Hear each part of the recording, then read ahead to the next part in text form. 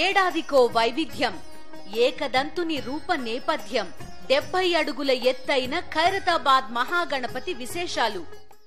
ఎగువన కురుస్తున్న భారీ వర్షాలకు అల్లూరు సీతారామరాజు జిల్లాలోని విలీన మండలాల్లో గోదావరి మరోసారి ఉగ్రరూపం దాల్చింది. భద్రాచలం వద్ద మొదటి ప్రమాద హెచ్చరిక దాటి రెండో ప్రమాద హెచ్చరికకు చేరువలో ఉంది.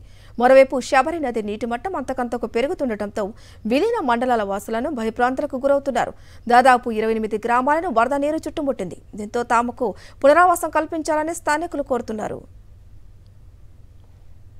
మేము ప్రతి సంవత్సరం జూన్ నెల వచ్చేళ్ళకేనండి ఇలాగ అయిపోతుందండి. మాది ఓన్లీ ఒకసారి వచ్చినందుకే విజయవాడకి అంత పరిహారం ఇచ్చారు కదా, అన్ని కోట్లు విరాళం ఇచ్చారు. ఇండస్ట్రీ వాళ్ళు ఏంటి, చంద్రబాబు నాయుడు గారు ఏంటి, ఉప ముఖ్యమంత్రి గారు పవన్ కళ్యాణ్ గారు ఏంటి, అందరూ ఇచ్చారు. మరి మమ్మల్ని గుర్తించండి ఏమండి, ముఖ్యమంత్రి గారండి, మమ్మల్ని గుర్తించి ఎలాగైనా మమ్మల్ని ఆదుకోండి.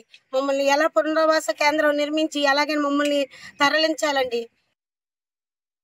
మేము అక్కడ అవతలకి వెళ్ళినా జర డేరాలు వేసుకుని ఉండవలసి వస్తుంది. మాకేమీ పట్టించుకోవట్లేదు. ఏమన్నా ఇవ్వాలన్నా జర అక్కడ డేరా వేసుకుని ఉన్న వాళ్ళకి ఇస్తాను అంటున్నారు.